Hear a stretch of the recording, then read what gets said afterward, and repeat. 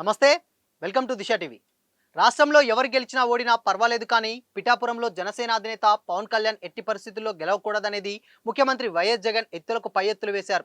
కాకినాడ జిల్లాలో విశేష రాజకీయ అనుభవం ఉన్న వంగా గీతను బరిలోకి దించారు. అయినా గెలుపు ఆమడ దూడంలో ఉండడంతో తన పార్టీకి చెందిన ప్రముఖులు ఉద్దండ నేతలను రంగంలోకి దింపారు.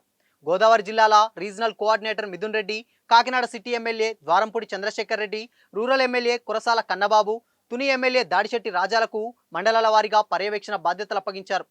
చివరాఖరి రోజుల్లో డబ్బు పంపిణీ నిమిత్తం నగదును డంపు చేసి నెల రోజుల ముందే దింపడంతో పాటు ప్రైవేట్ సిబ్బందిని భారీగా దింపారు. అయినా పిఠాపురం పీఠాన్ని పవన్ కళ్యాణ్ నుంచి దూరం చేయలేమనే నమ్మకం బలంగా పెరగడంతో డబ్బు, బంగారం, ఇతర ప్రలోభాలకు గురి చేశారు.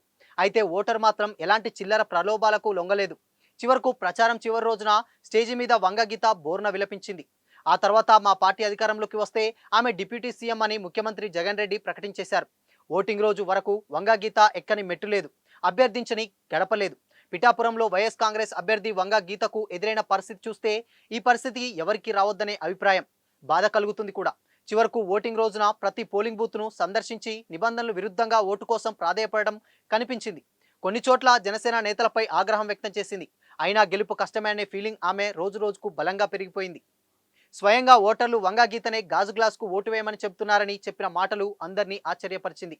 అయితే పవన్ కళ్యాణ్ పై పోటీ చేస్తున్న వంగా గీతను ఓటర్లు కనీసం పోలింగ్ కేంద్రాల్లో పట్టించుకోనున్న దాఖలాలే కనిపించలేదు.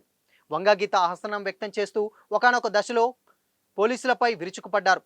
రాష్ట్రంలో అసెంబ్లీ ఎన్నికల నేపథ్యంలో జనసేన అధినేత పవన్ కళ్యాణ్ను అభిమానులు, ప్రజలు గుండెల్లో పెట్టుకుని పూజించారు. కేవలం పిఠాపురం, గోదావరి జిల్లాలోనే కాకుండా రాష్ట్ర వ్యాప్తంగా జనసేన అధినేతపై వెలకట్టలేని ప్రేమను కురిపించారు. పిఠాపురం మొత్తం ఏకతాటిపైకి వచ్చి జన సైనికుడిని నీరాజనం పలికారు. పిఠాపురంలో కులం, మతం, ప్రాంతం అనే భావన లేకుండా జనసేన చీఫ్ పవన్ కళ్యాణ్ గుండెల్లో పెట్టుకున్నారు. ఆయన నుంచి డబ్బు ఆశించకుండా ఓటు వేసేందుకు సిద్ధపడ్డారు.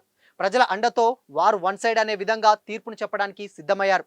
ఇలాంటి పరిస్థితుల్లో గెలుపు గురించి పక్కన పెడితే మెజార్టీ ఏ రేంజ్లో ఉంటుందనే చర్చ పిఠాపురంలోనే కాదు, తెలుగు రాష్ట్రాల్లోనూ ప్రపంచవ్యాప్తంగా ఉన్న తెలుగు వారిలో భారీగా జరుగుతున్నది.